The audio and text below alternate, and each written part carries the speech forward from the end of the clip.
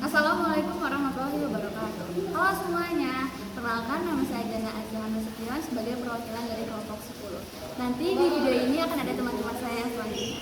Jadi di sini saya ingin menjelaskan mengenai pengertian sistem ekonomi campuran. Sistem ekonomi campuran adalah di mana pemerintah dan pihak swasta saling berkolaborasi dalam mengatur kebijakan ekonomi dalam suatu negara. Sistem ekonomi campuran merupakan campuran atau kolaborasi dari sistem ekonomi kapitalis dan sistem ekonomi komando. Perkenalkan, nama saya Disyantika Nantastipu. Pada kali ini saya akan menjelaskan tentang sejarah terciptanya sistem ekonomi. Pemikiran mengenai ekonomi campuran mulai muncul sejak adanya pertentangan antara sistem ekonomi liberal dengan sistem ekonomi sosialis, yang dimana sistem ekonomi ini muncul karena adanya pemikiran Hegel tentang kondisi terbaik untuk memperoleh pemikiran ideal, termasuk sistem perekonomian yang ideal. Lalu selanjutnya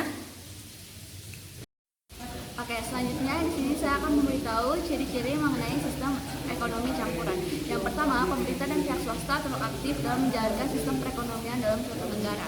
Yang kedua, pihak swasta mendapatkan kebebasan dalam menjalankan sistem perekonomiannya, tetapi masih dalam batasan-batasan tertentu dari pemerintah.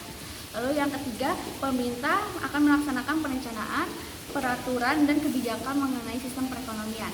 Yang keempat, persaingan akan terjadi dalam pasar, tetapi masih dalam batas wajar dan bersih. Lalu yang kelima, mekanisme pada sistem perekonomian menentukan jumlah produk, harga yang dijual, dan berapa banyak barang yang terdistribusikan. Lalu yang terakhir, pemerintah berhak mengatur sumber daya alam untuk masyarakat.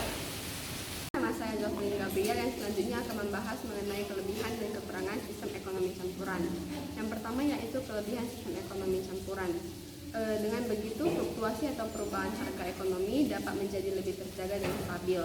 Hak perekonomian individu juga dapat diakui dan didukung oleh pemerintah.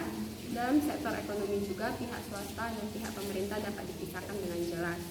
Lalu dengan adanya campur tangan pemerintah dapat meminimalkan usaha monopoli yang dilakukan oleh pihak swasta. Pemerintah juga dapat fokus dan memberdayakan sektor UMKM, usaha mikro, kecil, dan menengah. Yaitu kekurangan sistem ekonomi campuran. Yang pertama yaitu jika pihak swasta lebih mendominasi, maka memungkinkan dapat terjadinya monopoli. Dan kebalikannya, jika pihak pemerintah yang lebih mendominasi, maka memungkinkan terjadinya elitisme atau suatu sistem ekonomi di mana negara dan aparatur negaranya bersifat lebih dominan. Lalu selanjutnya yaitu campur tangan pemerintah yang lemah memungkinkan dapat terjadinya sistem ekonomi pasar. Jika campur tangan pemerintah yang kuat dapat memungkinkan terjadinya sistem ekonomi komando. Dan juga dengan adanya sistem ekonomi campuran, adanya kesulitan dalam memenuhi kebutuhan masyarakat yang beragam. Nah, dan juga dapat terjadinya KKN, korupsi, kolusi, dan nepotisme karena kekurangan pengawasan pemerintah. Dan selanjutnya yaitu negara-negara yang menganut sistem ekonomi campuran. Ada Australia, Amerika Serikat, Kanada, Jerman, dan Inggris. Terima kasih. Indonesia tidak menganut sistem ekonomi campuran, melainkan Indonesia menganut sistem ekonomi Pancasila. Pada halaman Badan Pembinaan Ideologi Pancasila dijelaskan bahwa sistem ekonomi Pancasila merupakan sistem ekonomi yang sesuai dengan nilai kebangsaan seperti gotong royong dan saling menguatkan. Sistem ekonomi Pancasila telah tercantum dalam Undang-Undang Dasar 1945 Pasal 33. Dalam pasal dijelaskan terkait susunan perekonomian dan wewenang negara mengatur kegiatan ekonomi. Konstitusi Ekonomi Indonesia adalah sistem ekonomi Pancasila dengan arah kebijakan ekonomi yang mengutamakan kemakmuran masyarakat daripada kemakmuran individu.